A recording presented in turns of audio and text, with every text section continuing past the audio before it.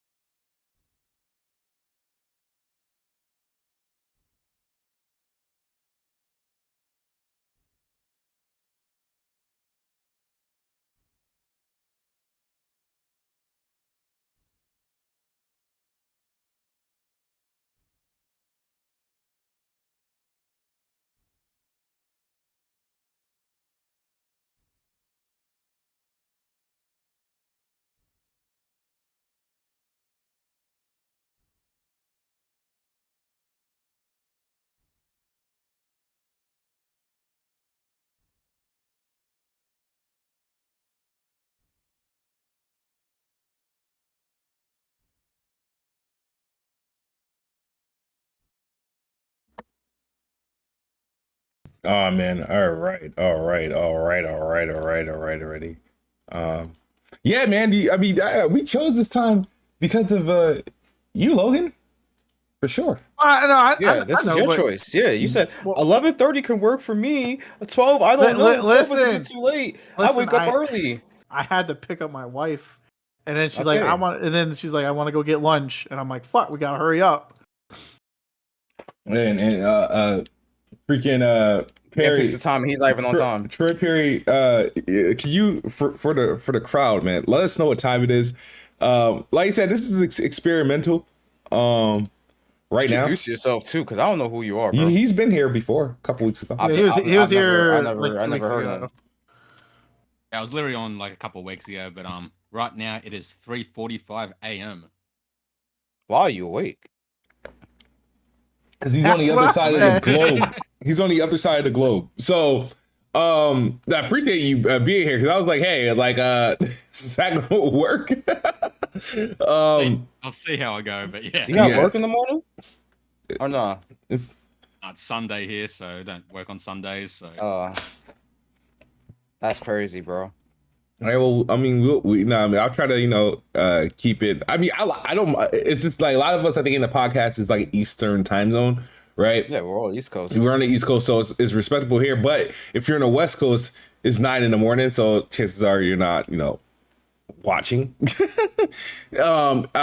What I did was, the thing is that I gotta move the podcast regardless, right? I'm not gonna be doing anything during the week. Like, I'll be lucky to. I think what I'm gonna do for the channel is I'll get out like gameplay videos or like previews or reviews will be like the video that I drop during a week, right? Weekday.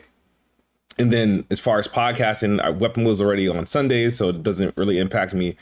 And then playing Xbox was like, okay, well, I gotta either move. I can move it to like, we can do Fridays, Saturdays, and I'm not gonna do Sunday because I'm not being in podcasts all day on Sunday. Friday, we could have done the same, 8 o'clock time frame, but Friday night is, it's Friday night. I don't know what people, plans are. I know, and then Saturday it's like, okay, people go out on Saturday, but that's like usually midday, evening, right? So it's a brunch. Yeah. So we could probably start like at a later time on Saturday, but giving it a shot. Now, unfortunately, there's nothing I can do for the folks like Troy Perry Gamer who are on the other side of the globe, unfortunately, right? It was just crazy because it was the weirdest situation with Troy Perry. Is like usually when I'm having like people internationally from different like countries on, my usual time is either way too early or way too late. So it was just weird that like, oh wow, this is actually a perfect time for you, because it was like our 8 o'clock, our 8:15 start time for us was like right in the afternoon for him, which was funny. So I was like, that could definitely work, but we'll see. We try to find like the balance, and we'll see obviously how the turnout is for this show. But yeah, man, shout out to everybody. Playing Xbox Podcast, episode 128. Everybody's here. Troy Perry Gamer, what's up? What's going on? Thanks for having me once again. All right, Ole Man Logan. Hey, yo, what is up, everybody? And Dope is Jay. What's good, everyone? Been playing a lot of God of War. It's been an amazing time. You know, guess we're gonna talk about that in a little bit. It's a great Saturday morning. All right, NickBanks, man, how you feeling, man? I know you got caught down with the man. beta game, man. Yeah, what's going on, everybody? I'm good. I got that energy back. Let's go. Yeah, this dude was looking like Atreus from God of War 2018, man. Dude caught the sickness. Yeah, all right, man. I feel you. Said Atreus. Yeah. For anybody want to know what game is going to be showing up on the screen today, it is the Chant. This is a third-person action horror thriller game. Highly recommend. It's on next-gen consoles only. It's 60 FPS, ray tracing, high resolutions. They got some known actors in the game. It's a all right, I know, you know how those dark anthology games came out, but those games are more dialogue and quick time event based. Even though you can fully control the characters, it's not, heavily combat, right? It's like selective. This is a legit straight, like it's an action game, so it's more preferred because it's not like guided and all based off like QTs. It's a regular game. It's just action horror thriller. I think it looks really good. The gameplay is really good. You play as this girl who's, and I forget the movie. There's a movie that came out that's exactly like this. I think a couple of years ago, where they go to this retreat and it's all these occults. They're all dressed in white, and weird shit start happening on the island and stuff like that. It's exactly like that, but you don't have any like superpowers or anything like that. So the gameplay feels very, very grounded because you're going against like, spiritual beings and and human beings and things are happening, and then you got to manage this chick's like fear level and her psyche and stuff like that, just different elements that they throw at you. And one of the best part of this game is that they literally throw you into the action like immediately. Like chapter 1, which is what I'm playing now, this is the intro. This is like the only slow part. It's the build up. It's where they're pretty much telling you, getting you into the story. So like our average movies, right, are an hour and a half, hour 40 minutes, 2 hours, right? So it has to get that build up over in like 20 minutes, right? So where that's exactly what happens. So after this section, everything else is just pure what you're going to be playing for the game. And it doesn't seem, I don't think the game's that long. I think I'm actually towards the end. So hopefully I'll have like a verdict on it, like whenever I finish it. Obviously we are all playing a particular game right now, which we'll be talking about. But I guess we could still do the what are we playing, even though it's probably going to be obvious. Let's start with Perry, man. What are you currently playing right now? Well, I actually don't own a PS5, so I'm not actually playing God of War. I've just got a Series X and a Switch, so I've just been still smashing out Call of Duty. So I'm playing multiplayer on that, as well as the campaign, which is surprisingly a little bit difficult than I thought. So I still haven't finished that yet. So that's what I've been playing. What difficulty are you playing on? Just the normal difficulty. I got stuck on for a while. I got stuck on that mission where you're up and above with a bird's eye view and you're trying to protect your team from getting overrun. I was stuck on what, the AC-130 mission? Yeah. You stuck on that? Oh, okay. Oh, I got past it now, but I was stuck on there for an hour or two. So I refused to lower the difficulty. So I was very stubborn. So yeah. All right. Yes, I haven't even. That's crazy because I still got to touch. I still got to. I at least have to get through the Call of Duty campaign, which was the attention. Is just that I have to really find the time to do it, find a gap. I figure between obviously, God of War. I'm still working on Persona 5, which I slowed down my progression on that, and I'm looking at other people that start at the same time. A lot of people are either further ahead of me or even beat it. So it's like I plan on resuming that game soon. I need a vacation, an actual work vacation, to actually really get what I need to get out of that game.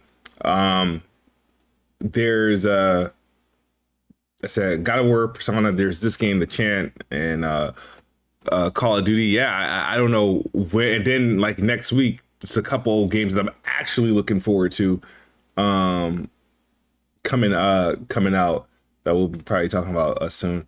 NickBanks, man, what are you playing? Well, I'm playing.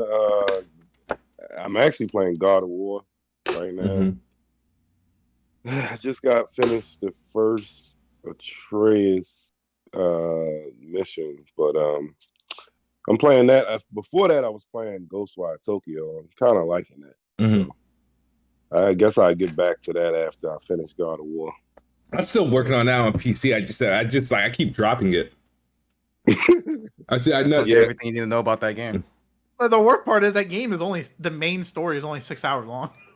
Yes, I'm literally probably halfway through it. So I know I got like it's just that I don't know, man. I can't get jiggy with it. Like some of the things, I want to play it because if it's good, like I don't know. I don't know about that. Like the plan is I want to beat it. Like there's some games that literally should be like that will be on my games beat list this year. So that I do need to close out. I do want to close out Ghostwire Tokyo though. Really, for sure. I do want to close out that game. Dope. What are you playing? I'm playing God of War. Been playing a lot of that. So I just freed like this giant like sky squid. I got like past that part in the desert area of the game. Mm-hmm. And yeah, I've been playing that. I've been playing Modern Warfare 2. I gotta beat the campaign in there. I've just been playing a lot of multiplayer with my friends on that game. And then some Overwatch 2 here and there when I get the chance. But yeah, mainly God of War right now. Then I'm gonna get back to the MW2 campaign pretty soon. But yeah, Modern Warfare 2, like I'm actually enjoying the multiplayer. I do want them to fix the UI, so hopefully they can fix that pretty soon so it's a bit more easier to navigate through the menus in the game. And yeah, pretty good so far. And then Warzone 2 drops next week, so I'm gonna be playing that. Okay. Damn, that's crazy. Like, how do you balance the two? Logan. Like when I get tired, like I'm not even just tired, but like I take a brief break from God of War. I put like 3 hours in. I'm like, all right, I'll play COD for like an hour, and that's it. Yeah. Logan. You know what I've been playing already. I've been playing so I missed out on last week because I was feeling definitely under the weather, but feeling a lot better this week for sure. But really, since Modern Warfare 2 came out, all I've been playing is Modern Warfare 2 up until literally Wednesday. And then Wednesday's been nothing but God of War. It's just an absolute fantastic perfection, all around wonderful game. Mm-hmm. And I might I think before I hopped on here in the podcast, I'm at 20 hours into it. And I fucking love it, dude. It's been one of my favorite games that come out in I don't know, probably the past 4 years. Yes, right since God of War 2018. Yeah, God of War 2018 was like one of my all-time. I'd put it in my top 5, if not my number one, my second one. And then this is just it just made everything from God of War 2018 better with crazy amounts of lore, crazy amounts of exploration.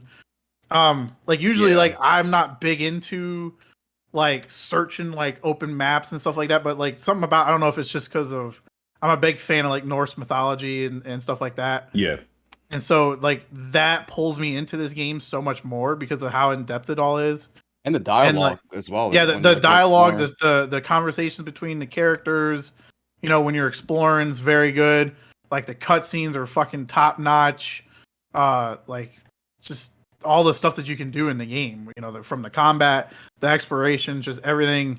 It's rewarding too, exploring because it helps towards your progress through the game, getting XP, finding artifacts that you can sell later on, and just getting armor as well. Like that one desert area alone, you get like 3 pieces of gear. So which helps you a lot.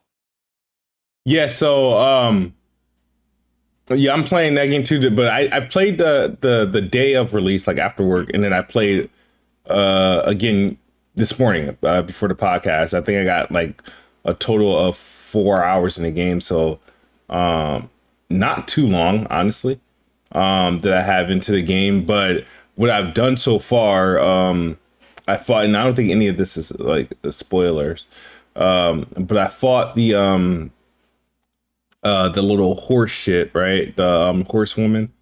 Yeah. The centaur. The centaur. I fought the man. I fought 4 hours in. You fought Atreus when he was a bear. Yep.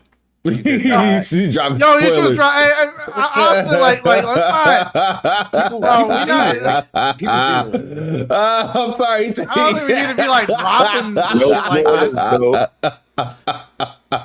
Yo, I'm sorry, bro. It's 4 hours into the game. It's 4 hours into the No, game. but like other people might not be that far or know that shit. Like, oh.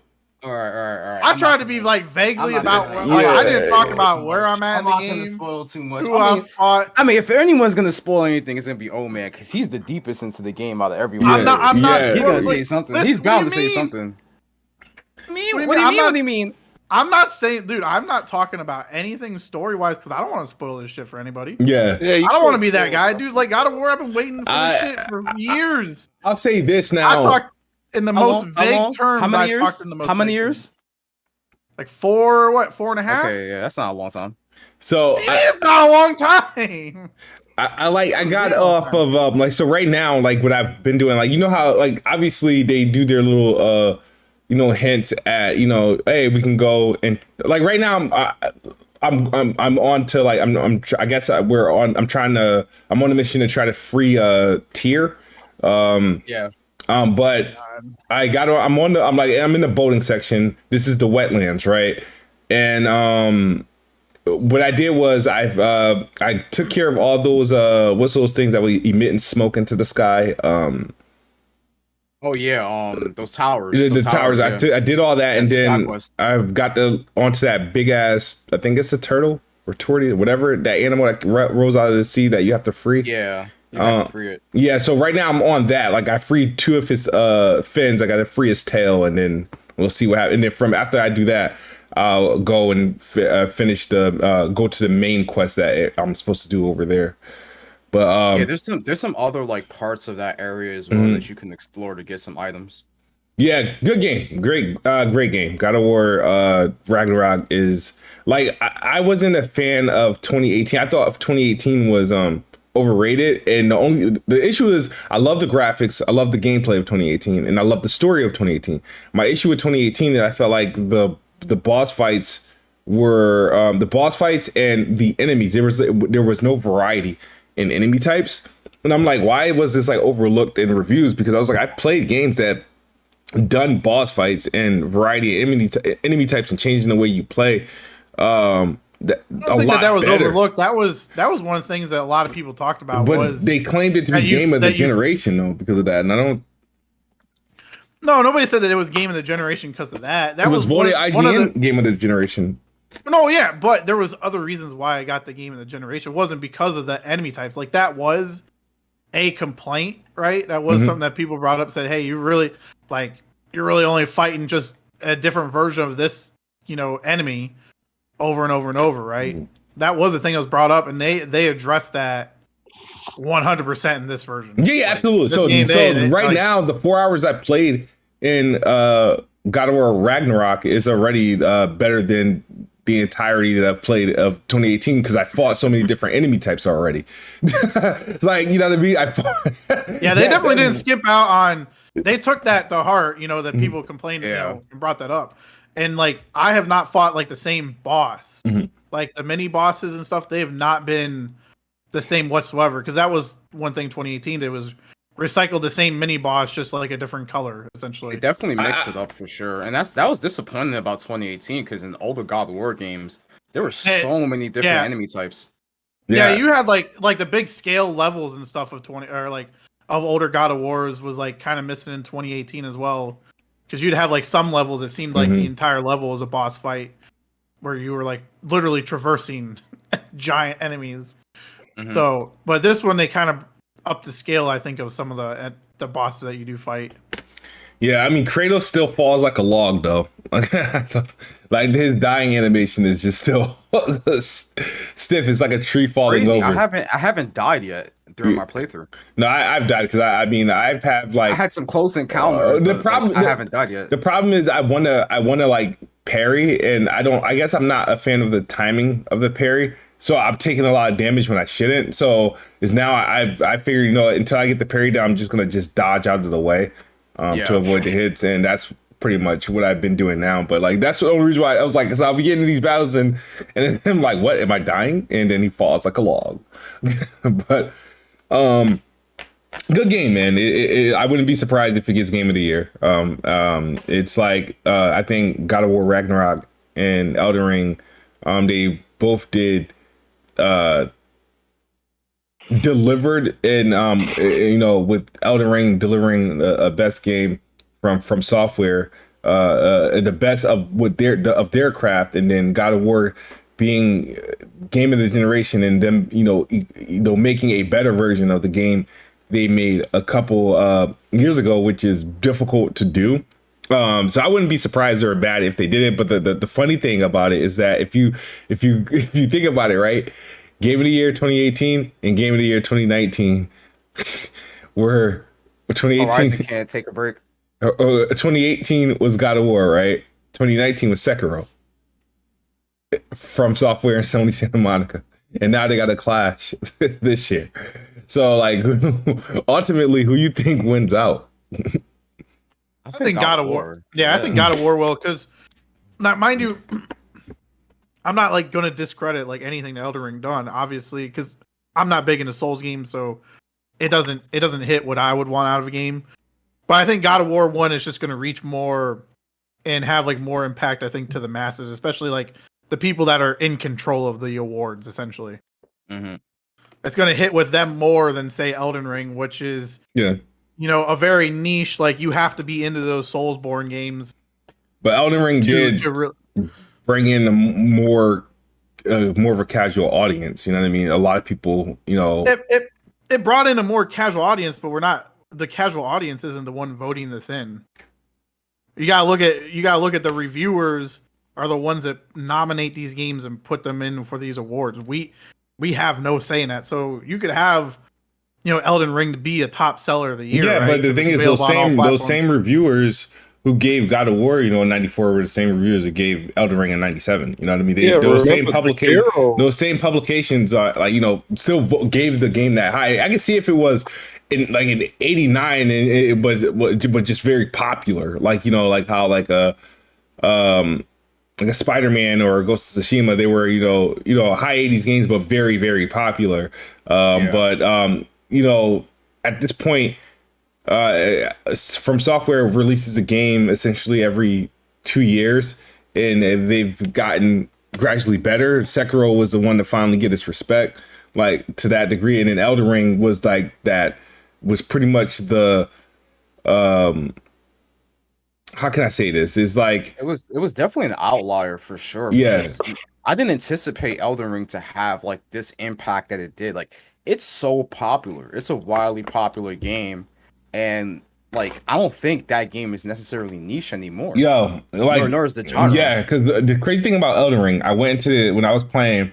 My cousins who aren't like hardcore gamers, man, they were weird part. It was like, and they're playing Elden Ring. Never played a Souls game ever, but they're playing Elden Ring. I was like, why you really playing Elden Ring too? He never played Dark Souls, but he played Elden Ring and had a blast playing Elden Ring. Yeah, I think it's a similar thing with reviewers as well, because of how much more accessible the game is compared to older Souls games. Like, it's not, obviously it's a Souls-like game, but it's not like super hard. So more people were just like on board with the game. And I think God of War connects with people on a different level because of the storytelling and the exploration and everything like that. But I can't deny the impact that Elden Ring has. Like, I won't be surprised if Elden Ring wasn't over God of War. Me personally, I would pick God of War. Yeah. I mean, God of War is, here's the thing, right? So Elden Ring So God of War obviously has, the story going for it. It has gameplay. So it's a linear. I don't want to say this and to make it sound bad, but it's like it's a linear experience, right? It's a traditional game. It's a traditional game. So I'm able to connect. I don't know if I say it's linear. I mean, are you talking about like the main story being linear? Because I'm not using. I don't know if I consider a semi-linear. linear Semi-linear. It's a traditional game, right? Elden Ring, there's there's tricks, right? There you still have to have like the skill and like the know-how. And there's still something to learn when playing Elden Ring. So yeah, a lot of people jumped into Elden Ring, but a lot of people, more people would beat God of War than they would Elden Ring, right? So the thing is like me personally, I was like God of War would probably be a game of the year for me, even though I love the Elden Ring, like what I mean, I like it, like I said, but like God of War, like I said, it has other components to it that would give it the nod over because there's more things you can take from it. You can take, you can take the gameplay, you can take the graphics, you can take the story and narrative, the voice acting, which they took to a whole another level this time around. Like, I mean, I was impressed with 2018 story, but it's like from just the dialogue, just even like the opening scene with freaking when Thor comes through and was it Odin and the discussion, they're sitting at the table and everything, and it's just like, wow, this is like this is a very intense moment and whatnot, and it seems like to all but improved. They've done things very smartly. I like how they do. How like you're going and you're getting your shit upgraded, like your armor and everything, and they're making jokes like, man, I was like, I could have sworn we've done all this stuff for you before, but because obviously you did it all in the first game. And so the dialogue is great. Is great. I like how they pretty much even enhanced it even more. There's between obviously Mimir, Atreus, and obviously Kratos. But like I said, obviously you guys are like more further than I am. Like I said, I checked my time. It said like 4 hours and like 1 minute. So I'm not too far in, but I've seen people like who are posting like credits who've like beat it in like 18 hours. I've seen somebody who beat it in 28 hours. So I'm not sure if it's people just beelining, the game. Yeah, I think those are people who are just going straight through it. If you beeline like the main story, I believe they said it's going to be like 20 hours just for the main story. Okay, so I'm at 20 hours, and I'm like, I don't know exactly where I'm at in the story. Mm-hmm. I know I'm at least a decent chunk, but a big chunk of my time has been like going through and exploring like every world that I've gone into, like a little bit more. Yeah, that's what I'm doing right now. I'm doing some of the main story while I'm there, but when they give me the option to just veer off and do like side stuff, that's what I'm doing as well. Because like I said, like they reward you for exploring in this game. You find gear, you get a lot more hacks over, as well as other items you can get as well. Like, and then obviously like there's like mini bosses and things that you can fight as well. So you just gain a lot more XP and you can progress through the game faster by doing that content as well. So that by the time you get to the main story, you're just ahead and you could just kill shit faster. Yeah, and everything doesn't feel like a waste. Like that's the one thing I like is there's so much lore, there's so much story content and stuff that like even the side stuff you get nothing but jam-packed like content filled. Yeah. It doesn't feel like dialogue options and stuff that you get from it. Yeah, that's true. Like I said, I've been like in the first game, I think I've like at the start of it, I was like, trying to check every nook and cranny, and then after a while I was like, all right, and I just beeline the rest of the way because I've done no Valkyries in the first game. I still don't, I've never planned to, never cared to. So I avoided that. And I didn't do I don't think I did a ton of side missions. I know I've done a handful of them, but after a while, I think I just started just going straight for the core story. This one, I think it seems more, how can I say this? Maybe more welcoming. It feels, I feel like I don't feel like I'm forced to, but it just seems things more, I guess things stick out more. And I'm like, all right, what's over there? And the menu and everything is not too overcumbered. I can't even say the word but I feel like the last game, the menu was kind of like confusing. So there was things that I didn't even realize I was upgrading that I can upgrade. And then this one, I feel like they kind of simplified it, which helps. So now I'm able to kind of like, focus on things I want to upgrade, things I want to equip. But yeah, I think, PlayStation got one, another Gotti. We'll see how it turns out. I don't know when I'm going to finish it because, like I said, the most I'm going to play of God of War is going to be today and tomorrow, and then the next weekend. So we'll see, man. We'll see. What else we have going on, man? There's the European Union has they've elected to go into their second phase of their Activision Blizzard review, which is, I guess, was expected. So that puts like a decision, I guess, somewhere between like January, February. Couple things came out of this thing, right? Couple things. There was this interview that was in like a different language, but I think they were like translating it. And they said that the person, I guess the speaker for the European, competitions committee, whatever they call it, said that the deal will go through with, obviously, with concessions. They said it's almost impossible without some sort of concession, which is anticipated. So I want to know what those concessions mean. And then you had this one dude, which I thought was a parody account or a fake.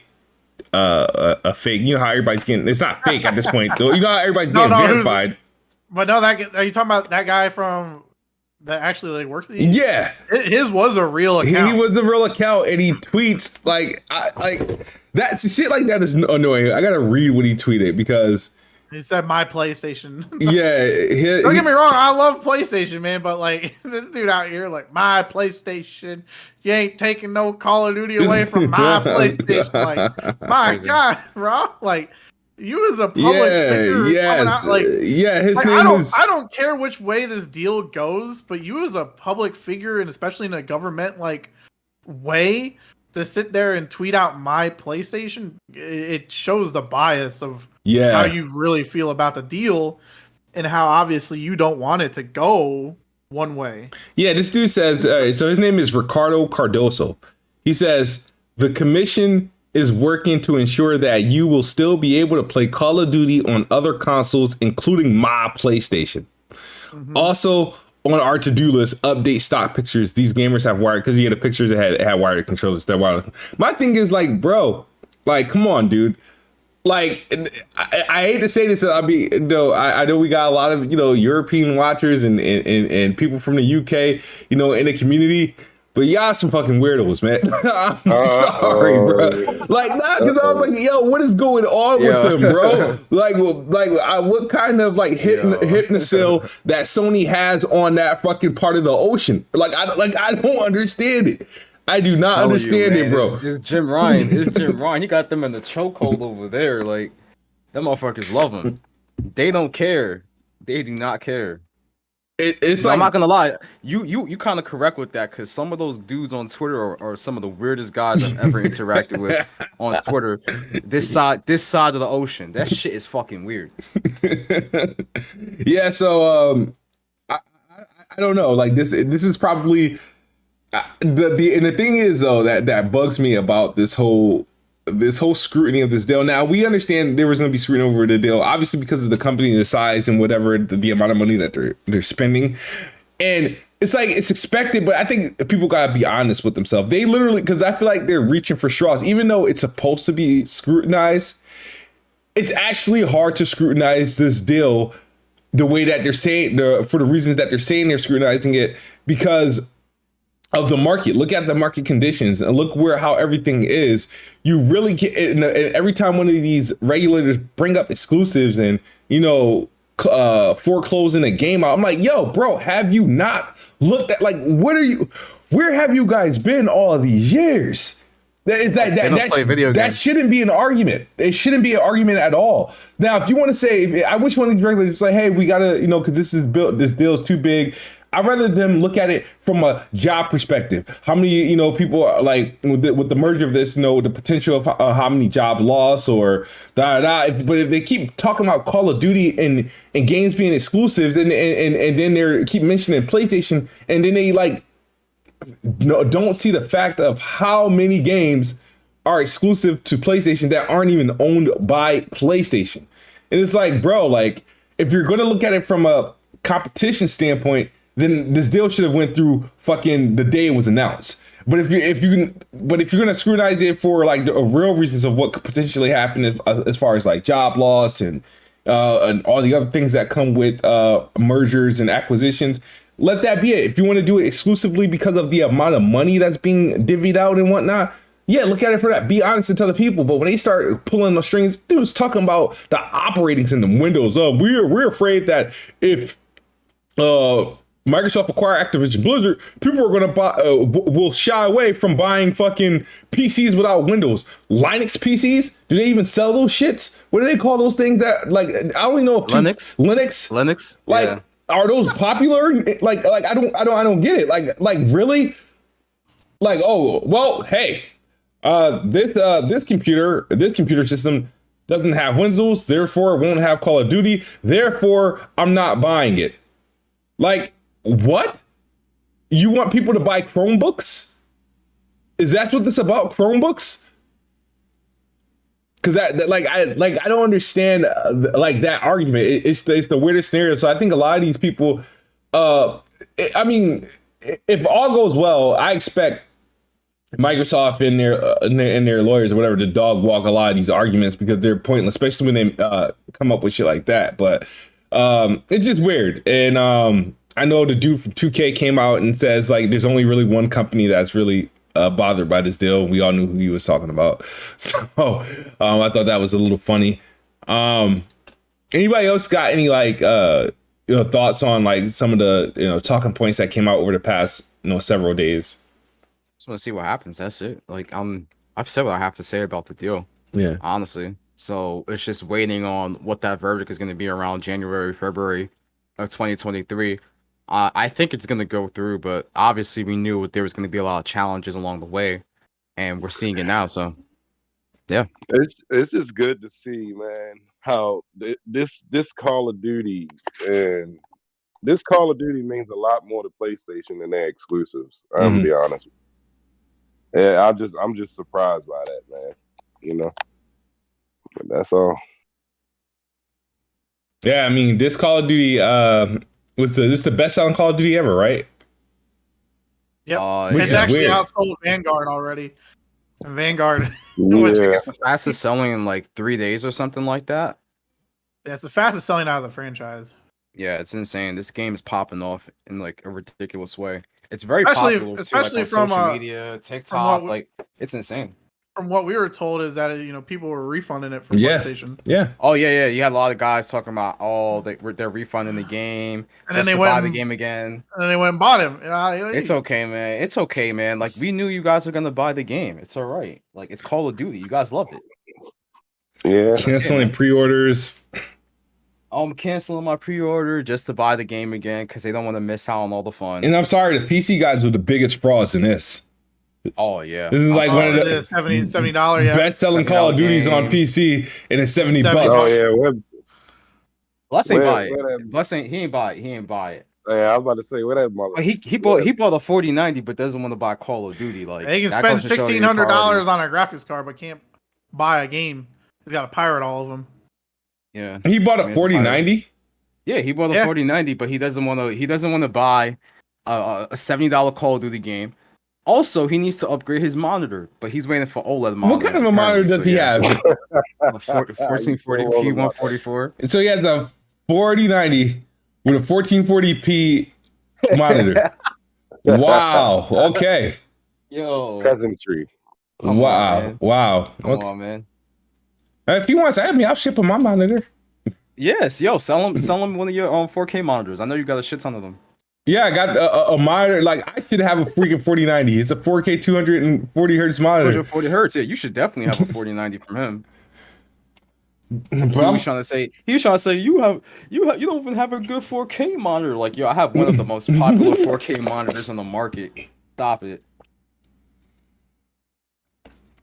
Yeah, that's ridiculous. Troy Perry, man. If you're still awake, what's going on? Thoughts on the talking points coming out of the Europe for this Activision deal?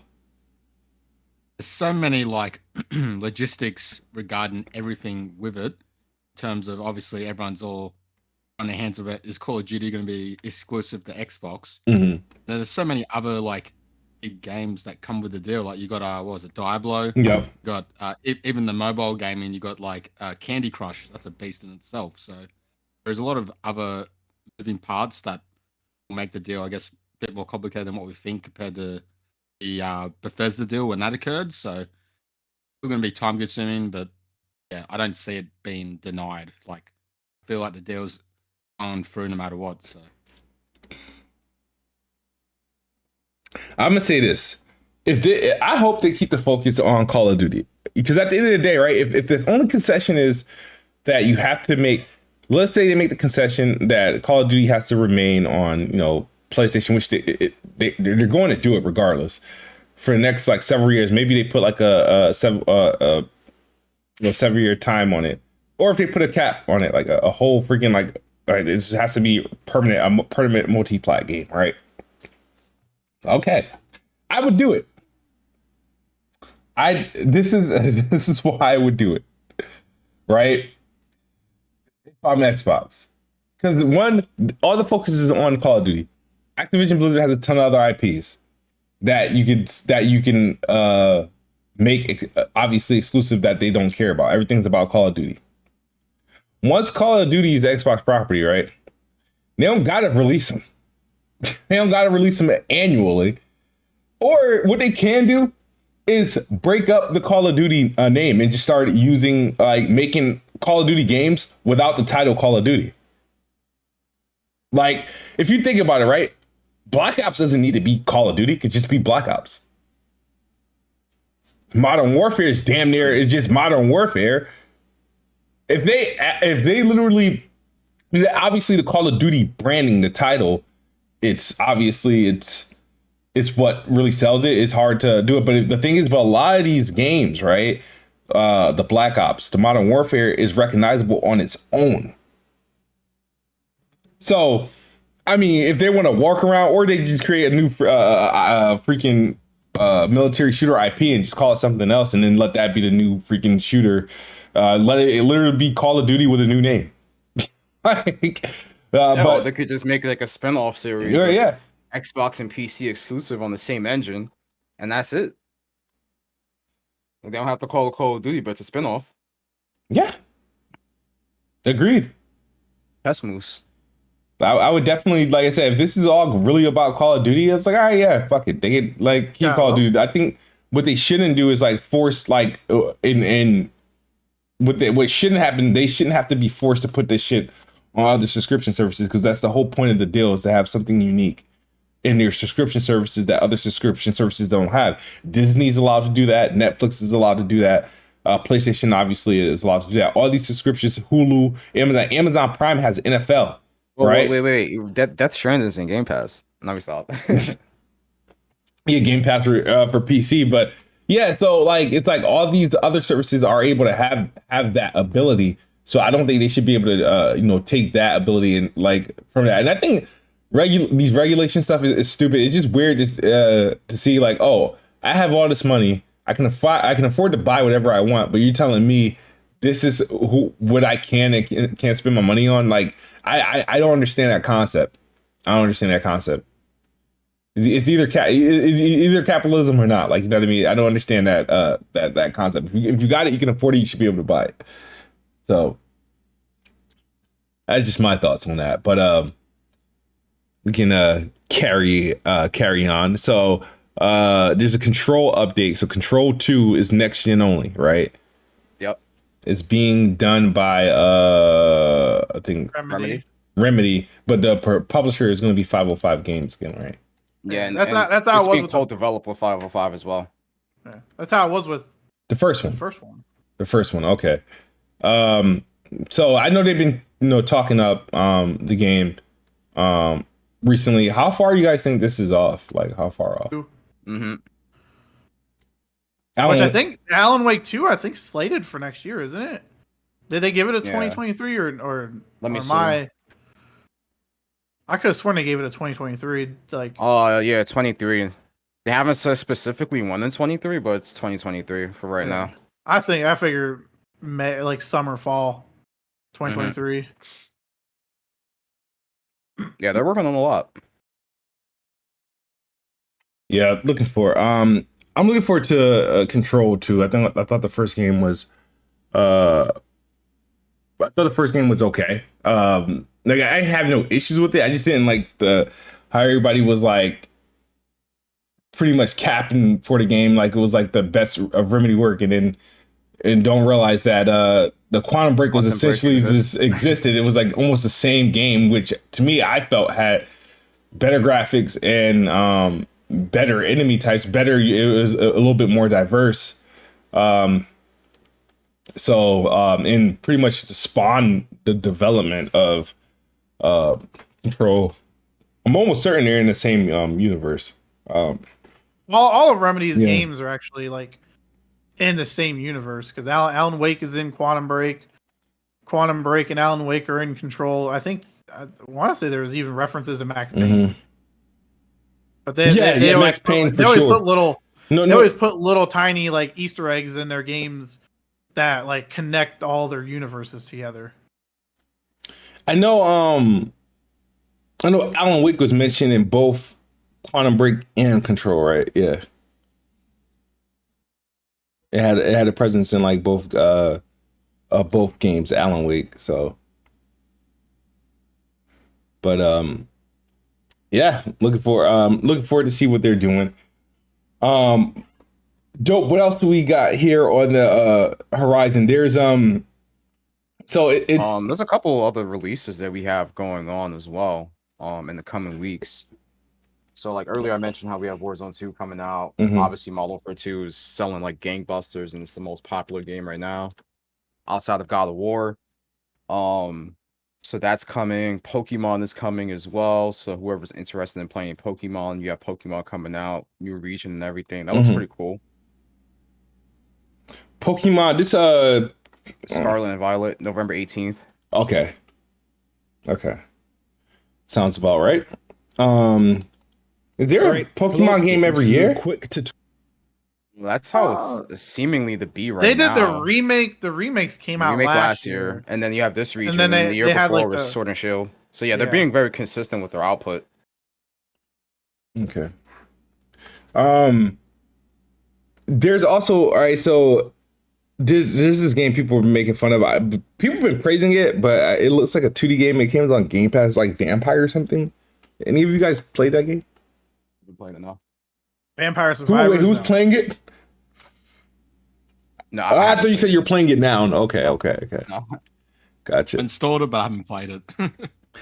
Yeah,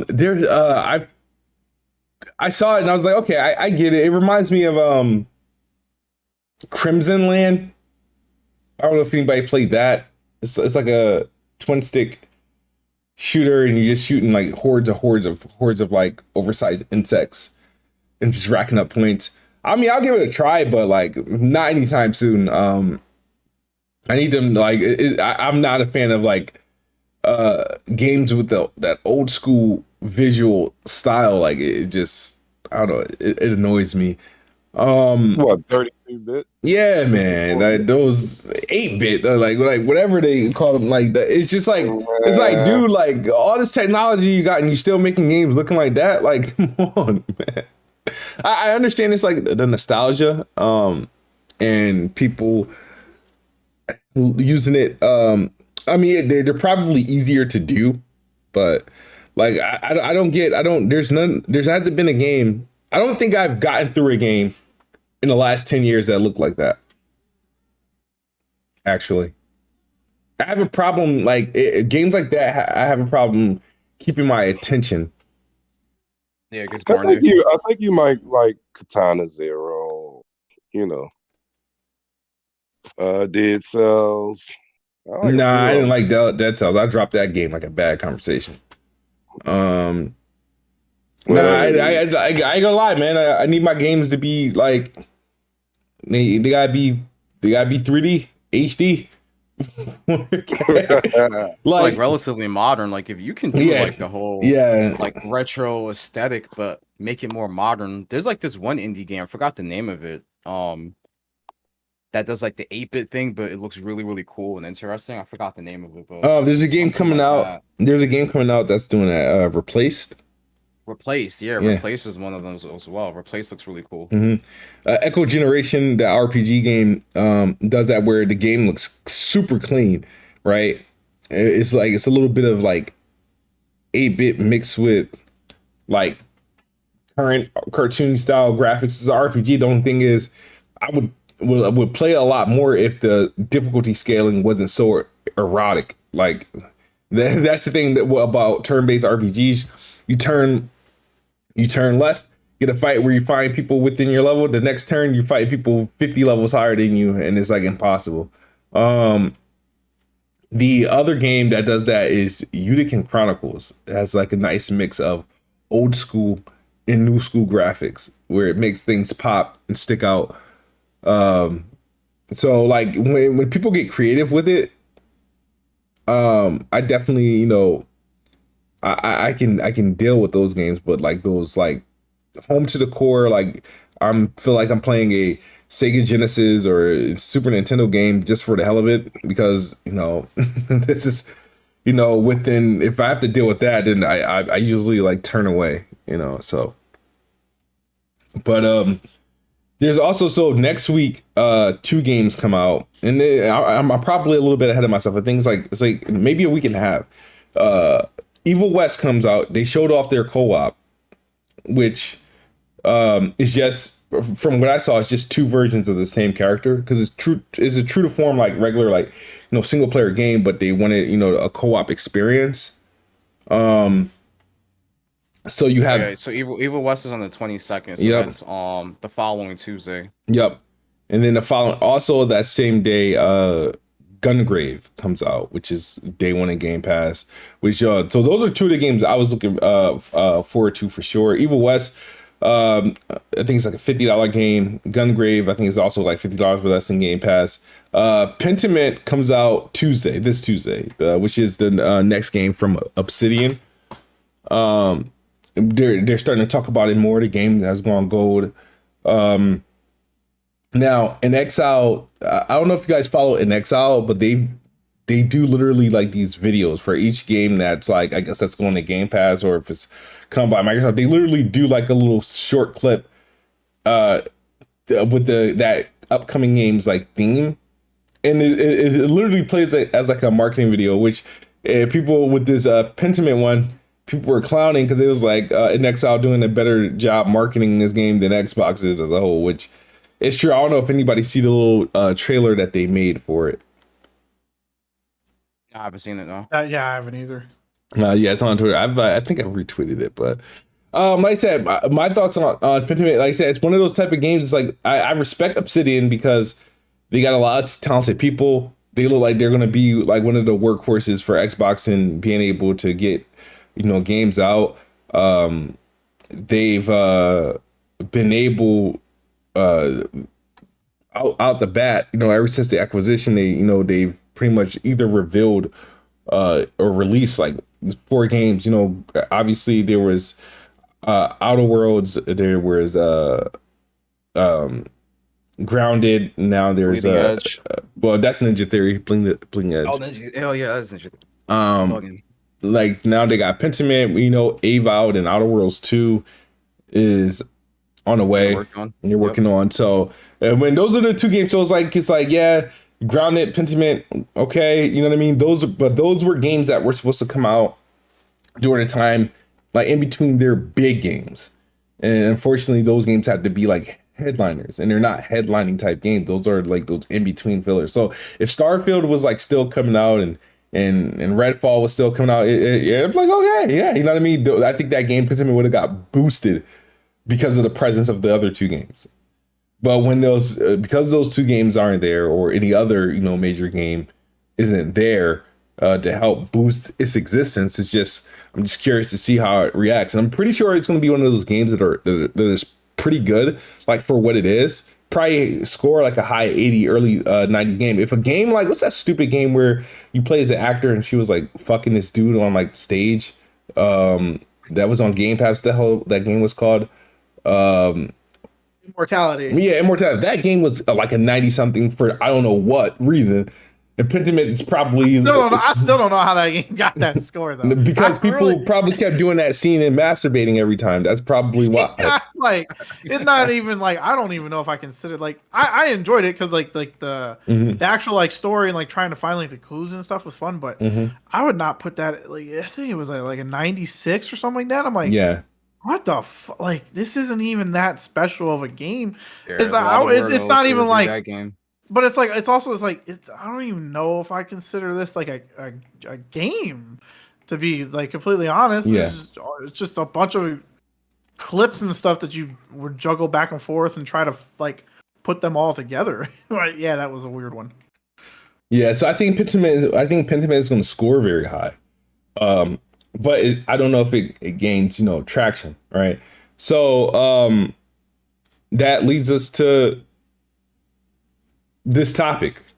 Yesterday was November 11th, 2022, and it was the day that we all should have been booting up Starfield.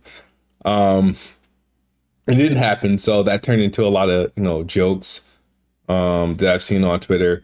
Sometimes I like to play this game, What If, right?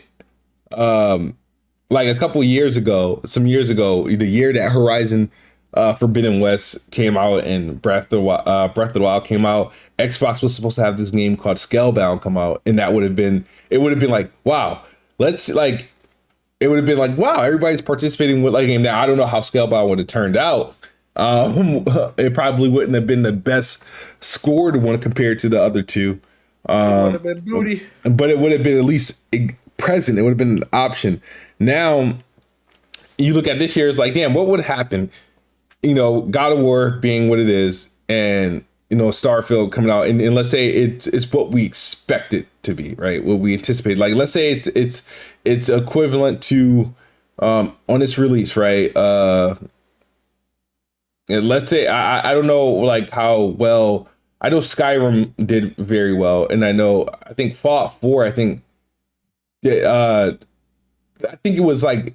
Fallout 4 reviewed well. Fallout 4 reviewed well, but in actuality, it was. But it was like the worst received Fallout, and that's the thing. Like, a lot of people now are more critical of game-breaking bugs and just bugs in general now. Where like, I don't think if those games came out in today, I don't know if they'd score as high as what they did.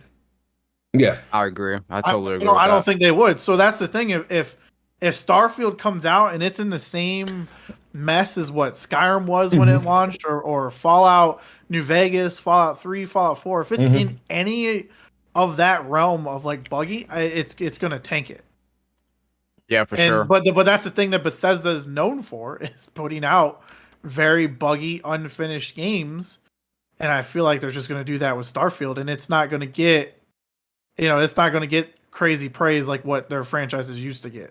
Question, Ole Man, they delayed the game before they showed it, right? If I remember correctly. Yeah. So they delayed the game of Starfield, right? And then we see Starfield, and it's relatively underwhelming. Like, then they still delay it. It's like I don't know how that game would have been if it. Oh, actually, I do know. It wouldn't have been received well. It would have been a buggy mess, and people. I don't know. Like, I really don't think it would have competed this year. Now, with a little bit more time for the game to get polished and worked on, because I see features in the game that looks really, really cool, right? Like, the idea of it and some of the things that they shown was cool, but they weren't doing anything groundbreaking, like graphically, visually, animations, even like environmental effects were pretty stale compared to other games that we get now. They look very, very outdated. It looked flat. It looked really flat to me. So if they can improve on that, that would be great, but that's a big if. Yeah. Yeah, totally agree. Like, so the game that we saw this summer, right?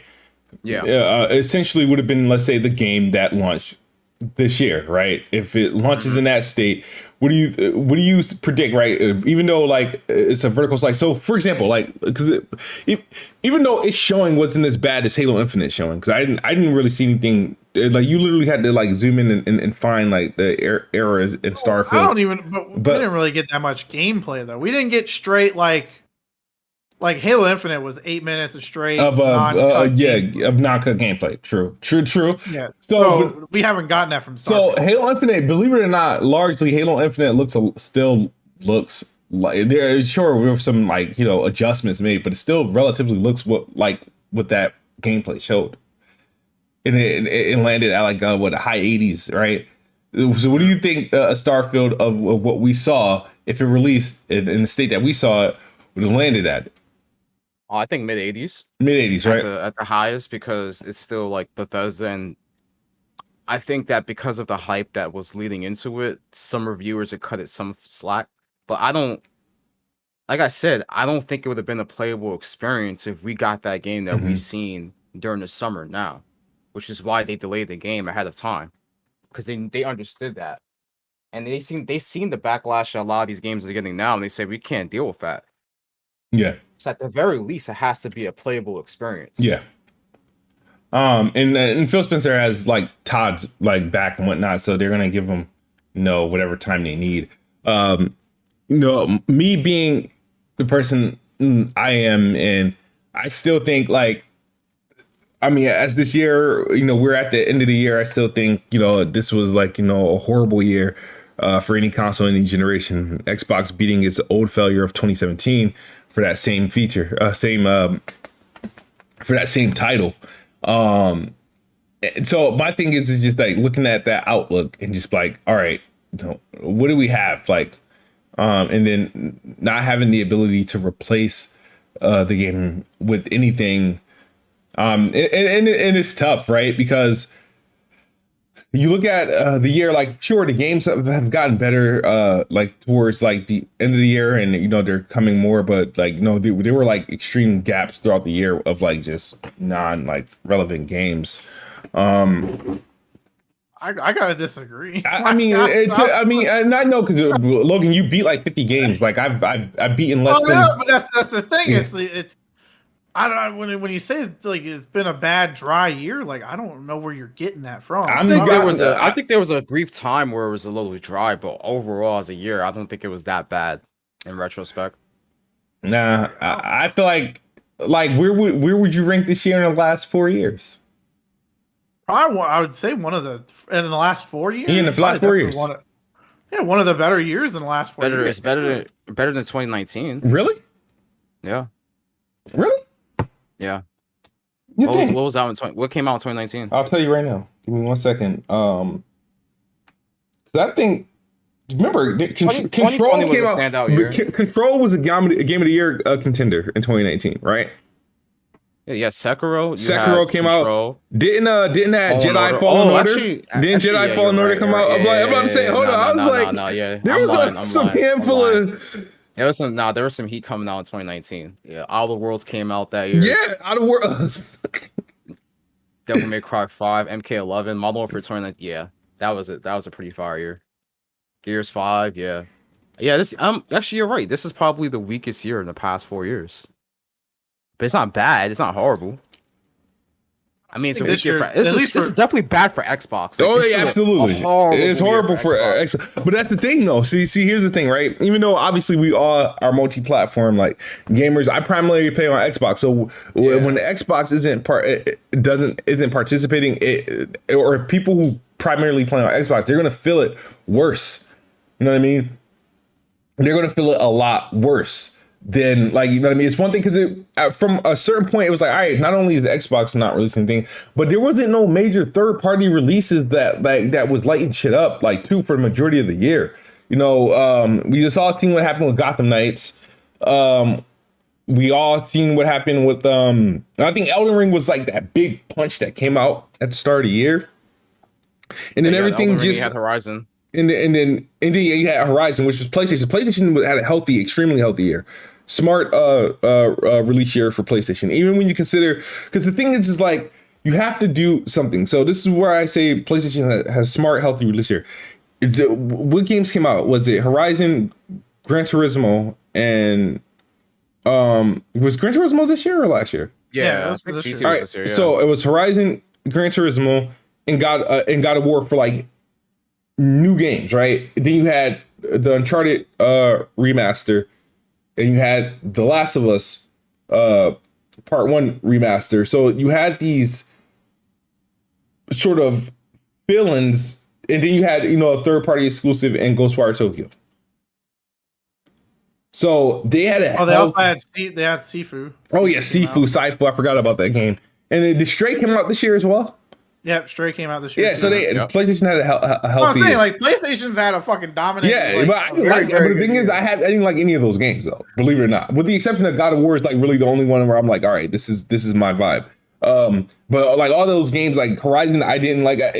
Maybe when after I finished God of War, and I'm on during the Christmas break, I decided, hey, let me resume Horizon Forbidden West. Maybe I'll feel a little bit different about it. But even though PlayStation had games, so I'm not gonna I can't deny them because they had games. So that they didn't have a gaming issue, they didn't have an output issue this year at all. Personally, I just wish I liked more of the games that came out this year. Even Nintendo had like a lot of games. Nintendo always, I feel like Nintendo. The thing is, when Nintendo have releases, it feels like I don't know if Nintendo has a good year or a bad year ever because that's how out of the loop with Nintendo I am. Nintendo definitely had another year. The only platform holder that did not have a good year this year is Xbox. It's just plain as day. And Logan, what is this podcast called? Planet Xbox. Okay. It's just hard. It's hard, man, because it's like we have Xboxes. We want to play new Xbox titles, but it's hard to say, hey, things are going great when you don't have any first party titles to play on the platform. And then you have the third party titles, but I'm not playing Call of Duty on my Xbox. I'm playing that on my PC. Yeah. It's like I said, it was a humbling year for Xbox. And if you're one of those what I call them, those like Twitter announcement gamers, I wouldn't blame anybody I'm switching to PlayStation because you had every right to so see, like I'll never be that person that sits there and say, "Oh, I'm switching." I own all the consoles. Yeah. There's nothing for me to switch to, right? Wherever the games are, that's where I'm going to go play. Yeah. It's hard to look at 2022 and sit there and say, "Yeah, this was a great year for Xbox." Absolutely. You would never hear me utter those words. Like this was. Well, but there's. I'm not talking about you. I know, man. There's tons of people out there that think that Xbox is absolutely killing it this year, and I'm like, what do you mean? What fucking game are you playing that I cannot play? Like the Twitter cappers and the dude we had on the podcast like 2 weeks ago. The dude that says PlayStation was a monopoly. He's one of those dudes. He said it was a great year for Xbox. Dude, he doesn't play anything else. You said MLD said that? No, hold on. Man. Did he say that? I guarantee, dude. I'll find the tweet. I'll find him. All right. You know how Old Man is. Old Man be finding the receipts, man. Yeah, he does. He definitely does find the receipts. With Game Pass, Xbox wins every year. Oh my god! That's not what quality you said, though, bro. Huh? Game Pass is good, but it was. Well, no, I'm not saying some Game Pass, but Game Pass also struggled for most of the year too. The first half of the first 8 months of this year, Game Pass was trash. It absolutely was. It didn't start to pick up anything until recently. Yeah, 2020, like I said, 2021 was like I was like, damn, was 2021 that good or 2022 that bad? 2022 was that bad, because like I said, for a while, Game Pass wasn't really even getting no mega hits. I think the most notable game they got was like that Rainbow Six game that nobody wanted. Yeah, that Deathloop, I think. Deathloop, was which unfortunately was Deathloop. All right, I mean we give credit to that, but that was unfortunately it was on PlayStation for a whole year and it landed on PS Plus the same exact day. So you have Deathloop, and they're going to do the same thing with Ghostwire Tokyo in March. So, so just be. Played As Dusk Falls? I have. It was one of my favorite games this year. It was one of my favorite games this year. It was also one of those things that I'd almost not consider. It was great. As Dusk Falls was fun. And Logan, you got a point. And I had a great time with it, but it's just like what I mean. Yeah, it's not a game. It's a game, bro. Are you one of those type of people that say Microsoft Flight Sim is in the game? No, that's what he just said. I know he said it is a game, right? Like I'm not gonna say it's not a game, but there's a stark difference between like playing a game like As Dusk Falls, which was like $30, right? Say it's $30, or playing a game like The Ascent, which is $30. Okay. Which one would you look at and say is more of a game? For the same price. Yeah, The Ascent is more in my alley of a game, but As Dusk Falls, I mean, like I said, I definitely recommend anybody playing it. Great story, great narrative. I'm not gonna knock like what the game did well and exceeded well, but I mean that game wasn't even like it didn't even do like Walking Dead level of button prompts. There was no exploring, there was no like looking around like Walking Dead like level type stuff. This was just literally you clicked on what options you wanted to pick, and occasionally you do like the most minimal QTE out there. Which was I get it. I rather play more action and story and narrative. Shit. Yeah. And I love narrative. Don't get me wrong, but you got to have a balance between. Yeah. Well, no, like I'm saying, like God of War is like very, very much narrative, but it has so much more than just its narrative aspect. You got the exploration, the combat, like everything else that's in it. Where like As Dusk Falls, all it had was narrative. That was it. Yeah.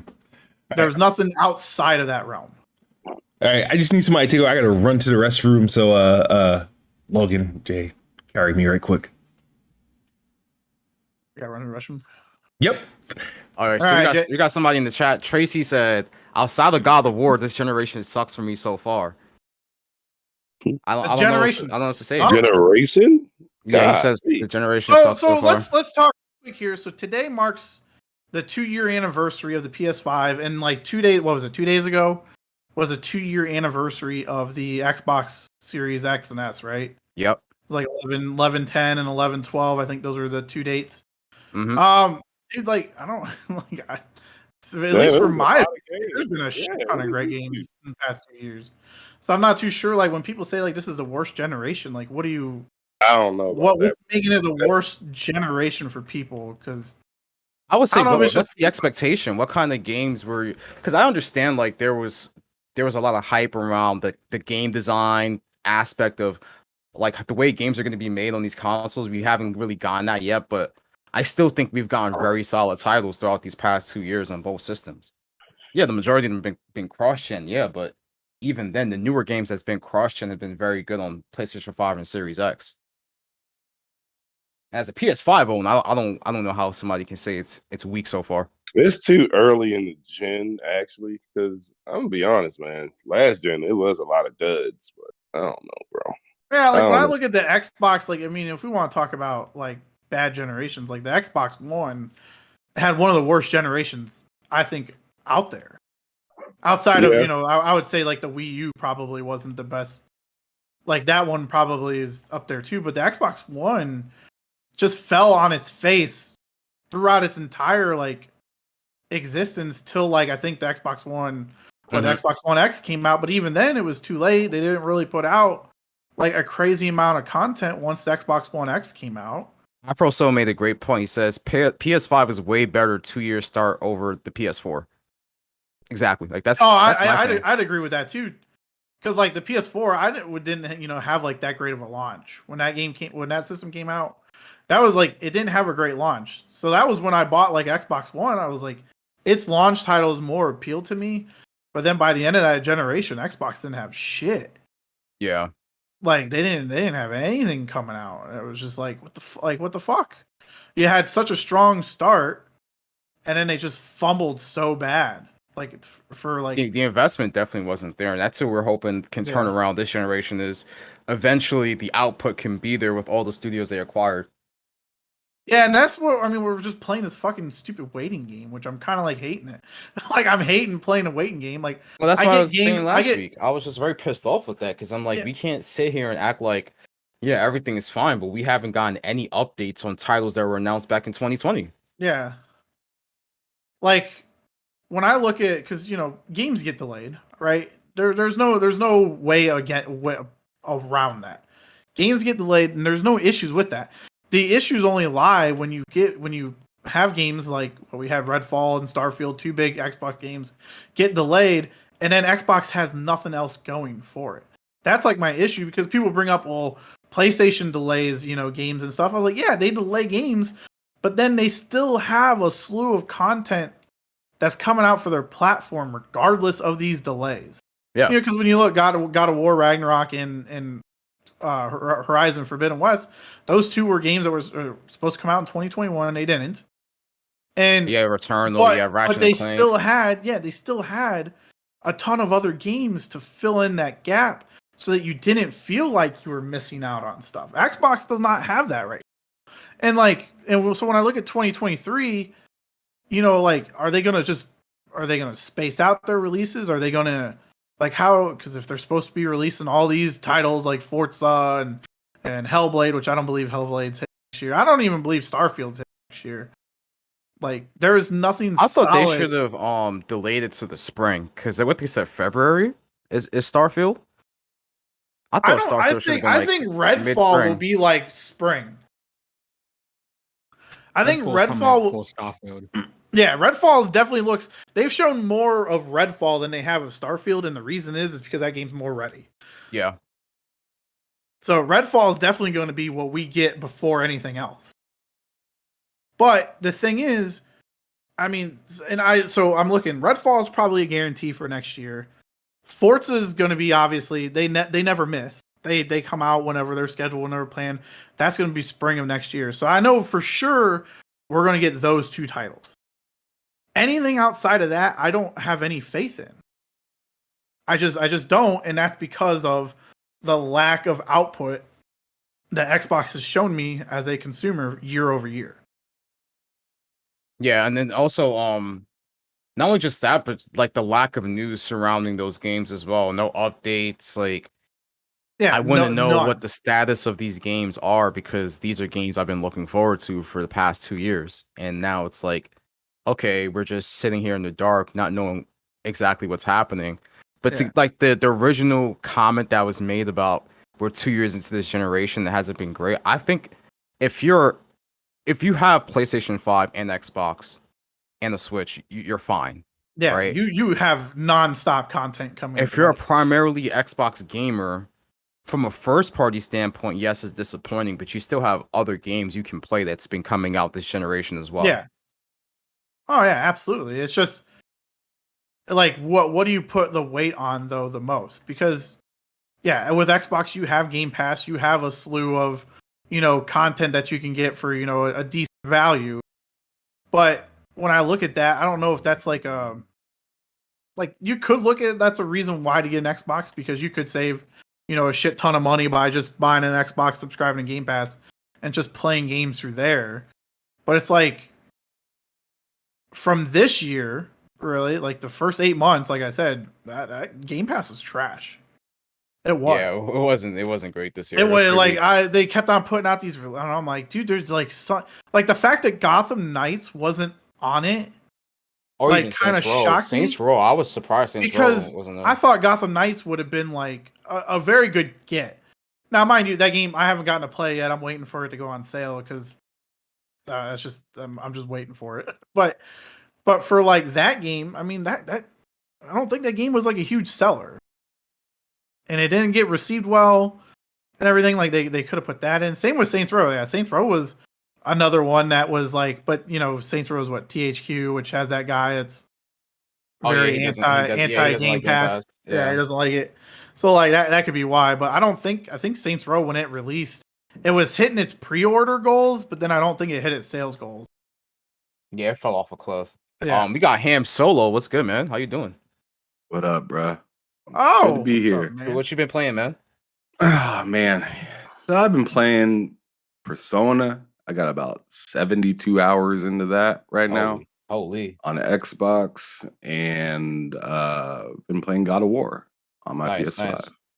Oh yeah, I got Having a fantastic time. Oh yeah. Having a fantastic time, absolutely. But I mean, I've been playing some of my old school stuff too, though. Some Blitz the League on the 360. Blitz the League. Yeah. Bro. They did Diddy Kong Racing. the second one was on Xbox 360, right? Blitz League 2. This wasn't the first one on PS2. The original one was on like the previous generation. Yeah. So it was on Xbox as well because I have the League on my original Xbox still. Oh yeah. But yeah, fantastic game. Wish it'd come back and just be completely just fantasy like it was before. Just put a new face on it, right? You know what game I played recently that got backwards compatibility? Skate 2. I was playing that on my Series X. There's Skate Very 3 good. has Fun a game. backwards compatibility too, and I think it's got like a pretty It got decent updated, yeah, online it got community still. It has yeah, an got, online like, update. community. They updated the game to I think it was like 4K 60 or something like that. Like they did like an actual like backwards compatibility update. But then like Skate 2 was never on there. The only way you can do it is if you have the physical copy. And I still have my physical copy of the game. Oh, so, really? Yeah, I was like, let me just play that for a bit, and that was pretty fun. Well, you could probably play Skate because is Skate 2 not in the EA Play? No. I know the Skate first 2 one. I know the isn't. first one is. Yeah, the first one is. There's something weird with the second game. I wonder if they it's never- like a license issue or something. I think so too. So I have the physical copy, and that was the only way I can play it because you can't download the game. Oh shit! Okay. Yeah, Speaking of That one was skate so games, fun. have you played Sessions at all? I've never played any of Session you. yet. No. Okay. I think there's a demo or a what is it called? Like a 10-hour kind of like preview or whatever you want to call, or like a trial. Thank you. Yeah. A trial for that game. So I'd say try it out, but don't expect it to be as free flowing as Skate. It's a lot more technical. Okay. It's kind of difficult, and it's kind of, I don't know. It kind of has this jank to it that's kind of not for everybody. So check that out. Let me know how you feel about it. But I personally, to be honest, it wasn't for me. But like my buddy's a big Skate fan, and he enjoyed that game. So if you like skating, try that. But I hear you guys talking about this Starfield stuff may not come out next year. And Old Man I Logan, think it's I'm gonna come out sorry. next year, but I don't think it should come out in February. They haven't shown me anything that has cemented that it's going to come out next year. I see. I feel you on that end, where it's kind of like, like and Xbox does not have a good track record. Just saying. They should have did something. I feel like yesterday, since they announced that a game, they just let it go completely. Supposed to come out. Like they should have at least been like, here's another trailer on what we've been working on, or something, just to reassure you, like, yo, we missed the target today, but we're not like gonna ignore it. It feels like they kind of just like swept it under the rug for sure. Yeah, exactly. Just kind of. Do they even do that? They don't even do their monthly things no more. They got nothing to show, Smooth. What are they gonna show? See, I think Starfield's gonna come out next year, but it may not come out within that year window that they were talking about.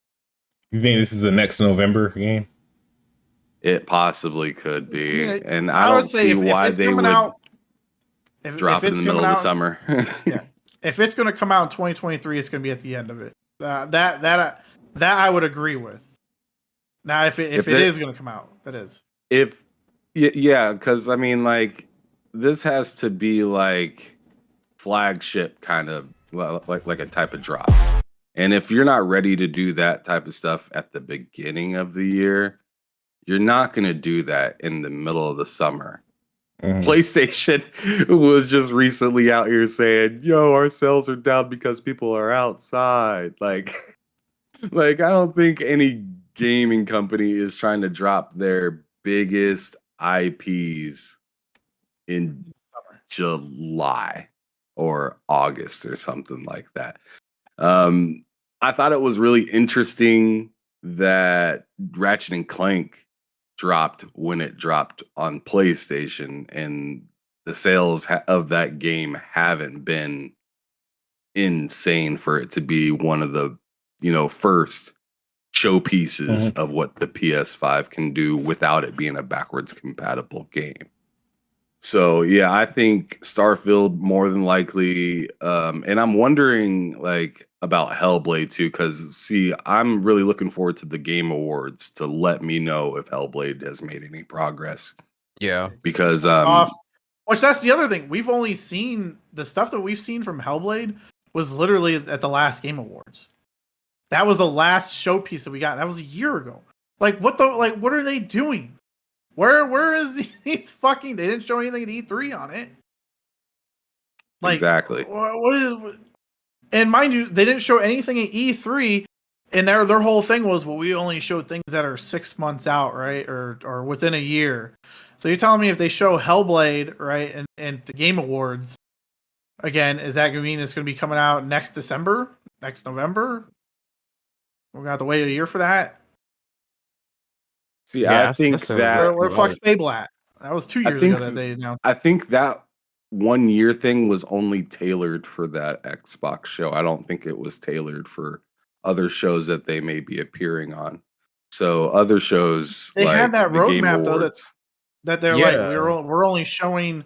We only want to show things that are going to be coming out. Ole Man's right, because it's been a trend. When they do their showcase, they will show you a roadmap on news.xbox.com of everything that's coming to Xbox and Game Pass for the next year. And they do that year. Yeah. They usually do the year of it. That's what I'm saying. If we don't see, it's been a year since we've seen anything Hellblade related. Anything. Well, we'll just have to wait and see. Yeah. I'm pretty excited to see what's going to be shown off at the Game Awards. One game that has nothing to do with first party titles that I'm still kind of looking around to see what's going on with is Space Marine, because that game last year at the Game Awards, isn't that like a 2024 title? Isn't that like a 2024 title? Probably. It looks nice. I just don't want to see it again unless it's coming out fairly soon. The thing about the summer thing, right? The Xbox did with this whole within the next 12 months, they can't go back on that, bro. My attitude is all right, if that's what it is, then I now expect every game that you show, with the exception of Kojima's game, because we didn't see him, we just saw him. It should be out by the time your next showcase. And then from your next showcase, I want to see all the games that are coming out from July 2023 to June 2024. If that don't just change the narrative like that. You know what I mean? Oh, because the two games that were supposed to come out this year are now pushed. You guys told us that they were delayed before the even showcase even happened. And then what you do to make it seem like 2022 was going to be all right, you shed the next 12 months. And all the games that were shown were all 2023 games. So it's Starfield, even though it makes sense for Starfield to be a fall game, I feel like Xbox is in the position they can't be trying to play, let's spread these. Nah, give it to me. At this point, because it's if you let 2022, you're right. At this point, you let 2022 roll out like this. No. I ain't got time to wait on your marketing schedule. You guys barely market at all. I don't have time to wait on a marketing schedule. Well, it's the appropriate time. We gotta give this game room. Nah. You guys didn't give Forza Horizon room when it was time to release Halo Infinite, did you? No, there was no room there. I was okay, it doesn't matter. Game Pass, different gamers. Now, yes, I don't care if Redfall can come out in freaking February. Starfield should be able to come out in March if it's ready. And if Starfield is going to be the biggest RPG, I don't care that Avowed's an RPG as well. That shit better come out in the fall if it's ready. Like, I don't think Avowed's coming out next year either. That's the thing, though. A lot of these games that we're asking about were shown in 2020. Mind you, Fable was announced as they hinted that it was being worked on in 2018. 2018, yeah. So we're 4 years since they hinted that they were working on that game. Like, what the? Maybe it's just me. I have no fucking faith in anything put out. I'll believe it when that shit's installed on my system. Outside of that, I don't take any of their fucking words, release dates, showcases at all for anything. Yeah, when they say something like we hear the gamers, we hear their concerns. I don't want you to hear. I want you to do something about it. Yeah.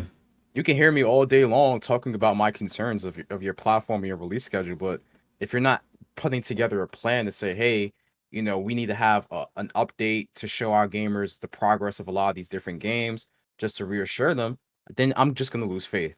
Yeah, that's it. And Compulsion, who's been hiding underneath the rug since 2017, what they've been doing. I don't know what they've been like. It's like, bro, like, what are you doing? Like, it's weird. It's like I feel like the only ones that probably got is actually working on. The only person that it seems that's working on a game is freaking Obsidian.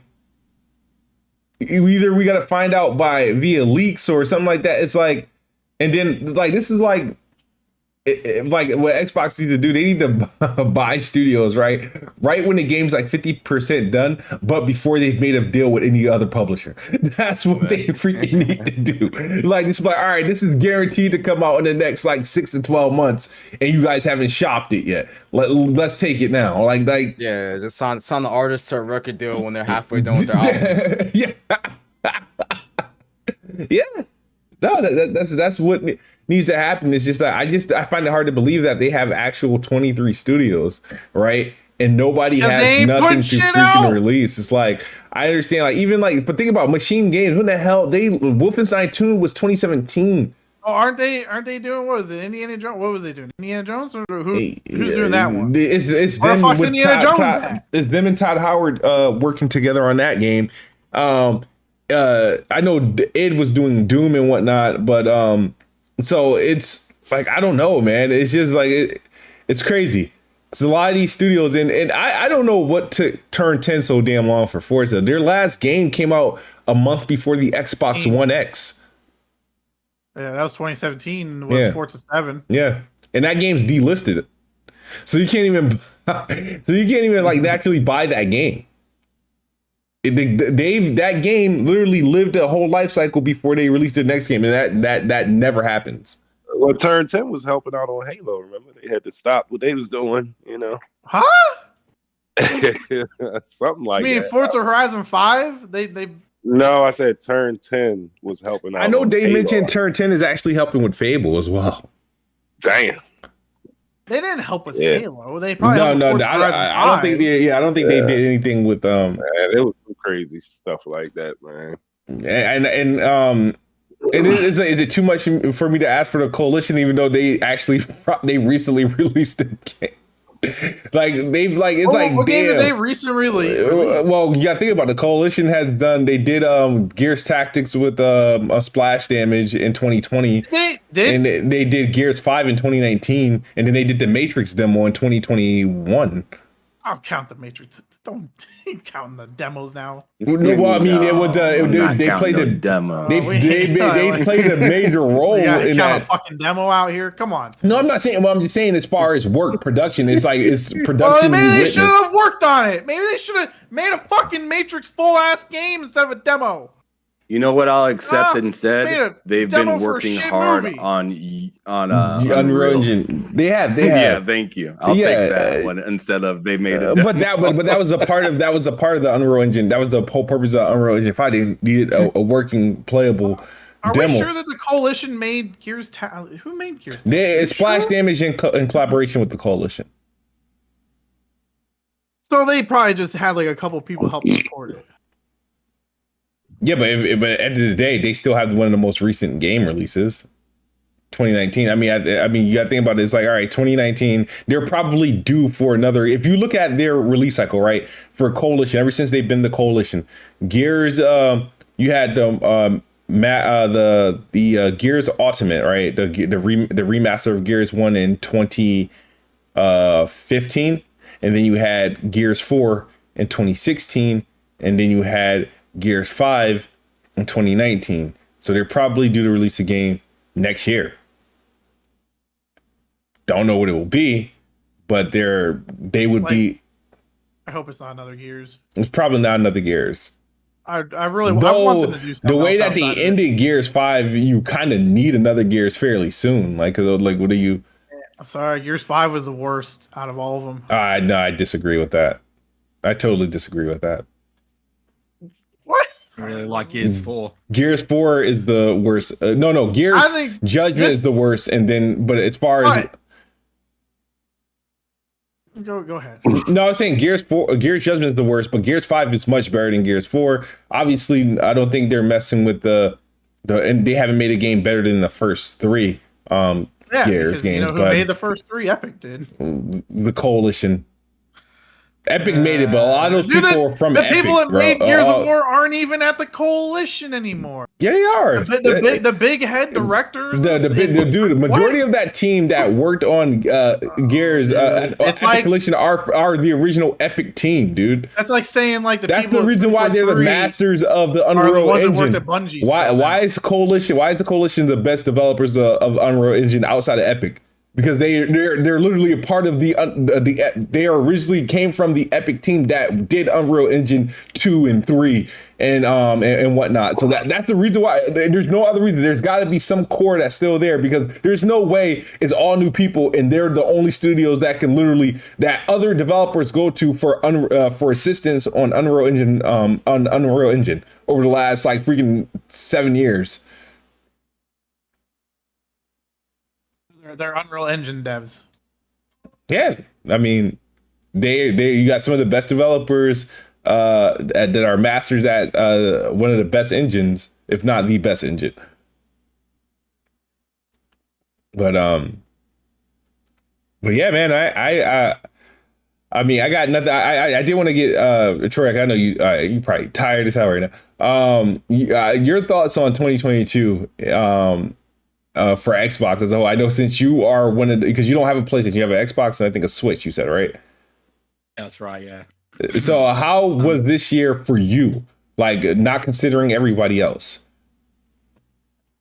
Well, I'm not sure why there's a mindset where you can only play exclusives. Like, I've been smashing out multiplats all year, so I don't want to really, like, obviously with the exclusives of Xbox, it was very dry and it's one of their worst years compared to like at least last year, where they were reasonably good at the end of the year with like a Forza and or at least Halo initially, I guess. But and that was a very dry year. Yeah, they've got a few. They did have a few underrated games that came out this year, but obviously nothing to brag about in terms of big blockbusters compared to like Sony and Nintendo. But yeah, no, next year looks great, but yeah, this year, it was a bust. Like the MVP was FPS boost for me, so I'm back to the backlog, clearing those games. So.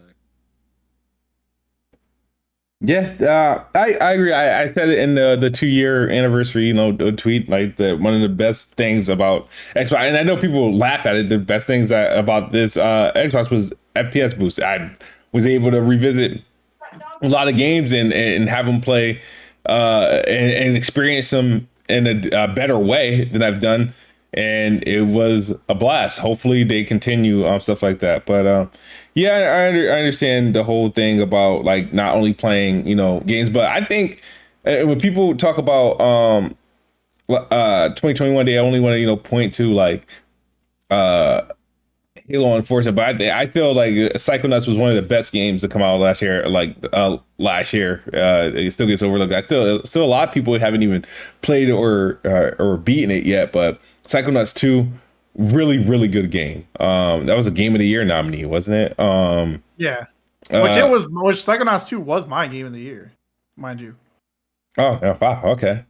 It was definitely up there for me. Definitely up there. Like last year was just overall. Last year I had so many. Like I've done like I did a top 10 list, and it was like I came to a month between like between August and like December. My favorite game of the year changed like 6 times, dude. Guardians of the Galaxy was awesome, and I know that's not an exclusive and whatnot, but just for the sake of comparison, I think Far Cry 6 was one of the best Far Cries I've played a very, very long time.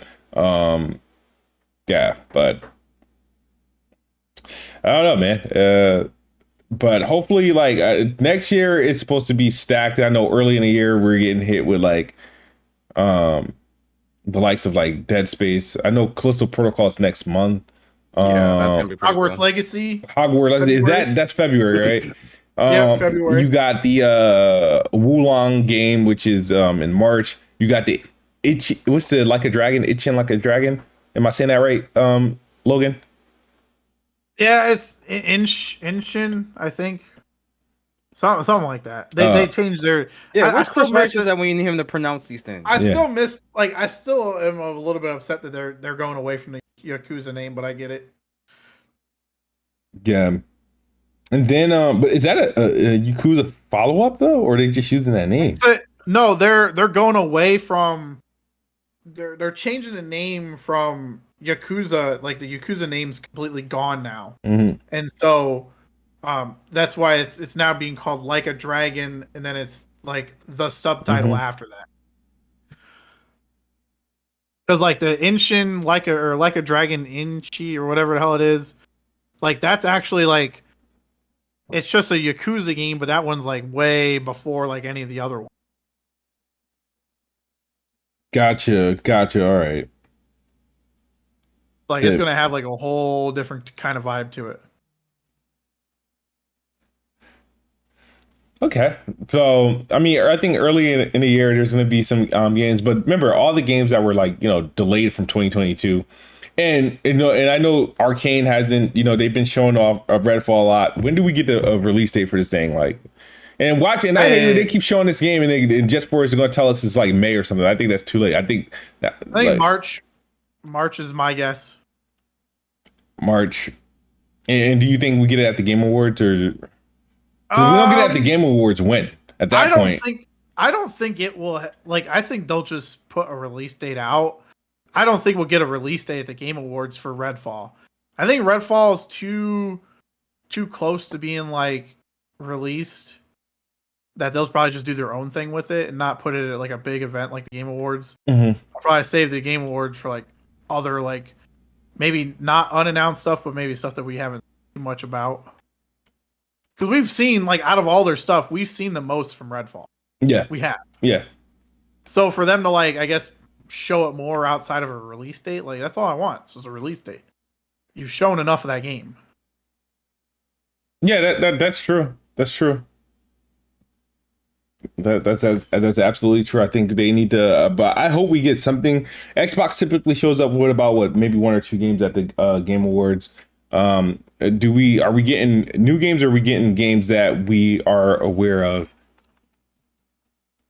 I hope it's just games that we're aware of. Like there's so much that they've shown or so much that they've announced that they haven't shown that to just add more like new stuff while you still have all this other stuff sitting in limbo.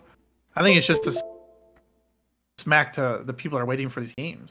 Because then you're going to announce all the shit, and we're not going to see that shit for like another 2-3 years.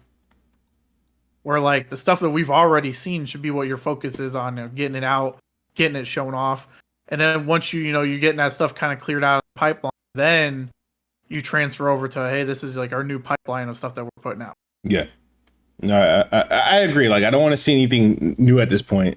I want to see something that was announced and I want to see gameplay and I want to see a release date. So I mean, Machine Games showing more Indiana Jones as well as maybe even Wolfenstein 3, maybe. What happened to Contraband? Does that game even exist? What? Like, that's what I'm saying, man. They've announced and shown so much shit, but nothing's released. nothing's out. give me updates and give me gameplay of the shit that you've already announced. Like, I want like a heavy focus on Fable. Mm-hmm. Like, Fable should be like one of their they should show us something. Yeah, that should be a headline. Their for top sure. go-to, because that is a in-house created RPG. You know what I mean? That's not them buying Bethesda. That is, Fable's been an Xbox title through and through. Yeah, they got to be careful with, because you got a studio that never made an RPG making that game. Yeah, and I don't think like, I feel like Playground could probably do it. Like, I don't see them like, they're just getting more creative control and stuff versus like a racing game. Because we've seen like games like like what Gorilla, all they did was Killzone until they did Horizon. Mm-hmm. So I think the studios, I think it's a good thing for studios to branch away from the normal stuff that they do all the time. Yeah, I agree. Because that keeps them being creative. Yeah, I agree. I'm just, yeah. I get your reserves. Like, your reserves are warranted. 100%. Yeah, I just don't want them to do another showing or something that ain't too, But like that's why I'm saying like Fable needs to be a huge title for them. Yeah. It is their own homegrown RPG, right? Fable's always been on Xbox, Fable 1, 2, 3, Mm-hmm. right? That is their RPG baby. It's not a RPG that they bought from somebody else to have. Yeah, I think in Avowed. And Avowed would be another one. Another one that they should push heavy, because that is another like homegrown Western RPG. Mm-hmm. When they do get these games coming out, boy, it's gonna be. It's gonna be nice, man. Outer Worlds 2. Is that gonna be multiplayer or exclusive? I think Outer Worlds 2 might be exclusive. I don't know, because I think Microsoft owns the actual IP. Oh yeah. Or like before, they didn't own it till like after the acquisition, and it was already before the acquisition. It was already announced for like multiple, consoles and release. Yeah. Yeah. So yeah, Outer Worlds 2 is definitely going to be an exclusive. But that game, like I said, that's probably though at the rate that Obsidian is working, they've essentially on pace to release a game every year. So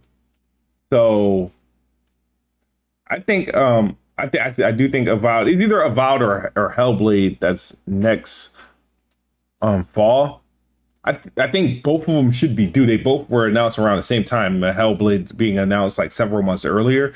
But if you think about it, it's like they're both like both. I feel like if they're still going to stick to that next 12 months thing, the next you're still going to need releases at the second half of 2023, and I think if because Logan said he doesn't think it's going to happen, if Redfall, Starfield, Forza, Minecraft all manage to release by June of 2023, then yeah, you're going to need some releases from August through December. And I think at this point, based off what we know and how long these games have been in development, Hellblade and Avowed should be a real possibility, or at least Contraband. Like, I don't like. That's just my thoughts on that. But like, if I don't know, like, I don't know if I can accept a Starfield delay again. I'm telling you, I don't believe Starfield's coming out the first half of next year. If at all next year, I think it's going to be fall. They're going to do November 11th, 2023. You think they're going to try to keep that? I mean, I don't. That was kind of like their hallmark. When November 11th, 2023 is probably going to land on what, a Thursday or a Saturday next year. 11/11 made sense this year because it was a Friday. Yeah, but I mean, God of War came out on a Wednesday. It's because I don't know why. They probably because they met that Game of the Year nomination. That's probably why. God of War probably could have released on like the 4th of November. Wanted to. And they didn't do the 11/11 because that would have been outright disrespectful. They should have done it on the 11th. I ain't gonna lie. Yeah, it would have been disrespectful. I probably hey, it's bad enough. NickBanks had to buy this game. NickBanks had to buy this game for me to even freaking touch it. Had that, I would have like, nah, I don't want it. Get out of here! You didn't even buy God of War. NickBanks got you. Shout out to NickBanks, man. He'd have been capping saying you weren't even gonna buy God of War. I want it. Thanks for NickBanks for buying greatness for Smooth. Thank you. Shout out to Troy Perry Gaming. I know it's like 7 in the morning or 5 in the morning for him, so I know he had to go.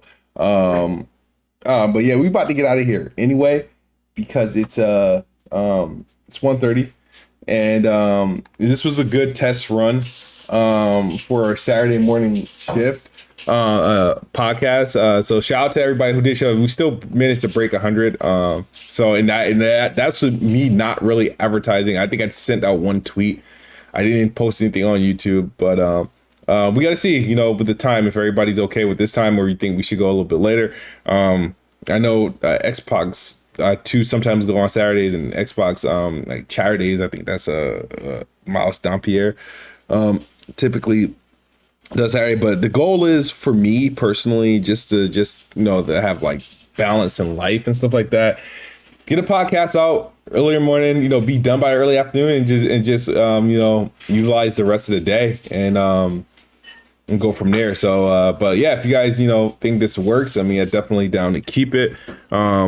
Hopefully it works for for others, and won't hurt our chances to be able to get like guests on the show. But especially for the viewers, thank you guys for watching. Hopefully you guys like it. Hit the like button, hit the share button. We're gonna do some outros. We're gonna start with Logan.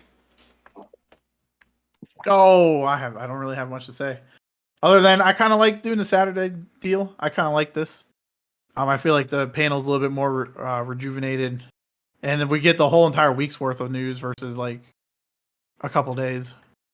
So I'm here for it. That's true. I'm here for it.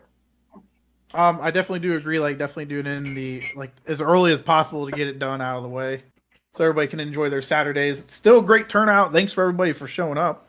I was actually kind of shocked that we had about roughly the same amount of turnout that we normally do for it being such a drastic time difference and date change. So shout out for everybody being here. Hit that like button. Don't forget to share it out.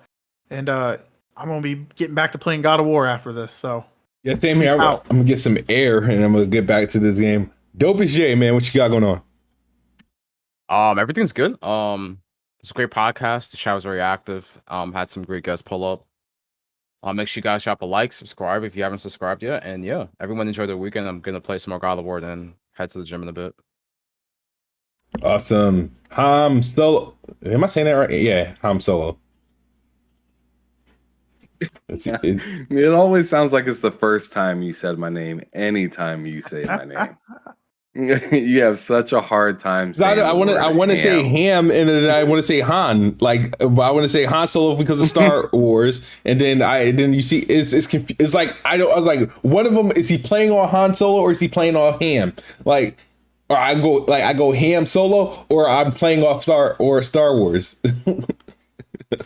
It's just Ham Solo. You play it as it reads. Anyways, yeah, thanks for the invite, Dope. Dope as J. I appreciate it. Kid Smooth always got the open mic available for a brother. I appreciate that. But yeah, you can find me on Twitter at HamSolo05 Gaming, and then on YouTube I have a channel called TSWS Gaming. I do 2 interviews with people around the world of gaming, whether it be just your average gamer, a content creator, or a developer or whatnot. I'm talking to all different types of people. And then on Fridays we do bull sitting with Loke and Cozy Beluga as well. But I have some interesting thing that I wanted to throw out there real quick. That's kind of a little bit of a PSA. My brother Loke, he lives in Mozambique, Africa. He's one of the main members on my channel. He cannot purchase video games on his PS5 because of where he lives. He can purchase things off of his Xbox, no problem. They allow his card details, but he cannot even go to the store, get it like a PlayStation voucher. He has to use third-party sites just to get vouchers to purchase PlayStation games. So pretty much anytime a PlayStation game comes out, he could be putting himself in jeopardy trying to get a game. So I just wanted to throw that out there just as awareness that, these things that we talk about and whatnot are not available to everybody, even those that have the actual console. And I think that's absolute BS.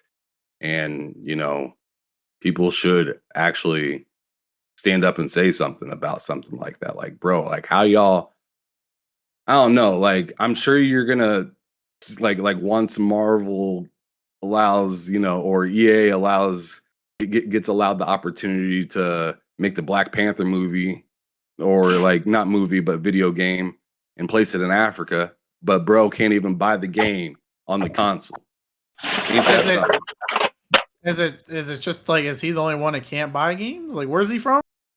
So he's in Mozambique, Africa. The only place that you can like legitimately and safely get PlayStation like vouchers or video games or stuff like that is South Africa, which is I mean, I don't like going there, but it's it's the most predominantly white area of Africa. The rest of Africa, it's like it's almost treated as third world when it comes to PlayStation. I was just trying to figure out like what this is insane. Like, is it a region that's supported by PlayStation? Like, technically it's supposed to, but it's under supported. Look up Mozambique. Look up Mozambique. It's you'll see what he's talking about. Not every region has the same access to features that we do, which is why like people need to be a bit more grateful for the shit we have here in the States. Exactly. It's just that me. Yeah, I'm like, what? I'm like, what do you like? Yes, yeah, I'm like. So this is like the first time I heard it was. So that's why I'm like, what? And like that's why I was asking. He tried to buy God of War 3 times. Once he tried to buy it from the place that he usually went to, where he got Sifu and all these other things. He had to he had to go to a third-party site to get vouchers to put into his PlayStation to purchase a game. This time he tried to do it, didn't work. The second time he tries to do it, bank turns down, like pretty much like turns off the function of him being able to do it. And then the third time, when he tried to use a different card and whatnot, he got scammed. And all of this happened just trying to get a video game. It's ridiculous. Wow. Damn, that scam was on 10. Yeah, that's crazy. Yeah, man, I'm sorry to hear about that. No, hopefully they turn around. I thought PlayStation was just global, so that they would have more. I thought they would be more advanced globally than what Xbox is. So that sucks to hear that that's going on. Think about it. Over 1 billion people on that continent. And you don't support a good portion of it. That it like, especially like Loke isn't like, he's not living in a hut. Like dude is living a good life, but like some of the basic stuff that we take advantage of, he can't have access to. He could send his PS5 in to get repaired easier than he can buy a game for it. Make that make sense. Is this like digital games or physical games you're talking about? Both. This has nothing to do with physical. This is digital games. He cannot put his credit card information into his PS5 because the region does not, or because Sony does not accept his region old card information. Oh, so what if we sent him like a Visa gift card, right? A US Visa gift card that would work, right? I don't know. I don't know exactly. PayPal, because you can log in, like you can pay directly from PayPal on PlayStation. I don't know. Yeah, that's what I use on my PlayStation. Yeah, because I don't even use it. I don't even link my card on PlayStation. It's like, nah, you going through PayPal, buddy. But yeah, man. I don't know how that works over there. I'd have to get more details from him, but I just thought that was insane. Yeah, I appreciate you bringing. You can't put his details in there. Bringing awareness to that, 'cause I didn't even know that was a thing. But yeah, man. Nick, you got anything? Nah, I just one more game. Apex new season started, and I don't know if I really like this new character in that, but I'm gonna try to get a couple games in that, because I'm a seasonal. Dope, you played it or what? I played some of it. I didn't play too much because I've been You playing. like that new character? I haven't used the new character yet, but I've seen like the abilities and it's so Yeah, annoying. I'll figure it out. Like I don't know. I'll probably play later or something. Yeah, that's what I was gonna do today. That's about it for me, though, bro. Awesome. I'm about to go get something to eat. Yeah, same here. Appreciate you guys for watching the show, even at its new time. So the like button, hit the share button. We'll be talking to you guys next week. As always, Xbox is the best box. I am the best spot. Good night or good morning if you're on the other side of the globe. We are out of here. Peace.